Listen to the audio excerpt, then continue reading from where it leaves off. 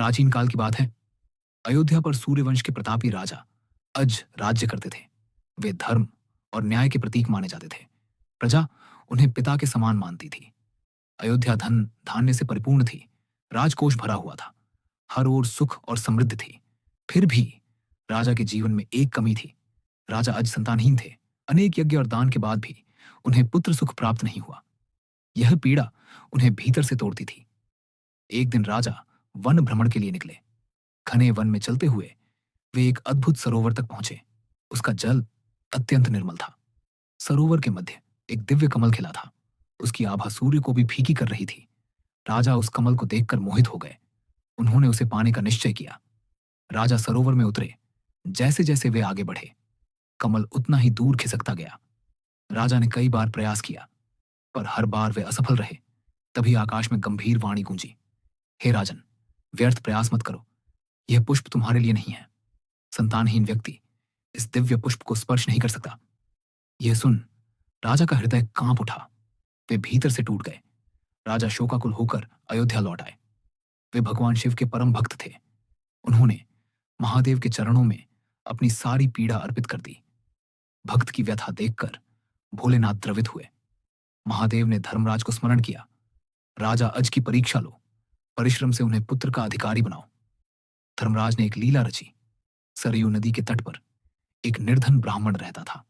वह और उसकी पत्नी तपस्वी थे। एक दिन ब्राह्मण भिक्षा के लिए राज दरबार पहुंचा।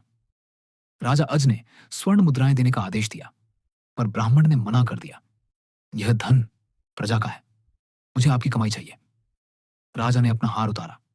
ब्राह्मण ने उसे भी अस्वीकार कर दिया। राजा स्तब्ध रह गए। उन्हें सत्य का बोध हुआ। एक सम्राट होकर भी उनके पास अपनी कमाई कुछ नहीं थी। उसी रात राजा ने राजसी वस्त्र त्याग दिए।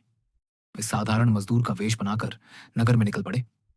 एक लोहार की दुकान पर उन्होंने काम मांगा। पूरी रात हथौड़ा चलाया। अग्नि की तपन, सही हाथों में छाले पड़ गए।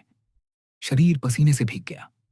सुबह लोहार प्रसन्न हुआ और उन्हें 1 टका दिया। यह राजा अज की पहली सच्ची कमाई थी। राजा उस टके को लेकर ब्राह्मण की कुटिया पहुंचे। ब्राह्मण घर पर नहीं थे। राजा ने टका उसकी पत्नी को सौंप दिया और वापस लौट आए। ब्राह्मण लौटे तो सब समझ गए। उन्होंने वह सिक्का आंगन में फेंक दिया। अचानक धरती फट गई। एक स्वर्ण रथ निकला और आकाश में उड़ गया। फिर दूसरा रथ निकला, एक के बाद एक। 9 स्वर्ण रथ आकाश में विलीन हो गए। पूरा आंगन प्रकाश से भर गया।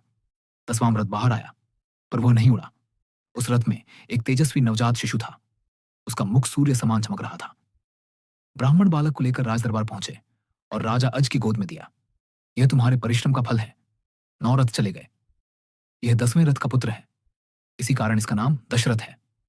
यही दशरथ आगे चलकर महान राजा बने और इन्हीं के पुत्र बने। मर्यादा पुरुषोत्तम भगवान श्री राम। यह कथा हमें सिखाती है, पद से बड़ा परिश्रम होता है। सच्ची मेहनत भाग्य बदल देती है।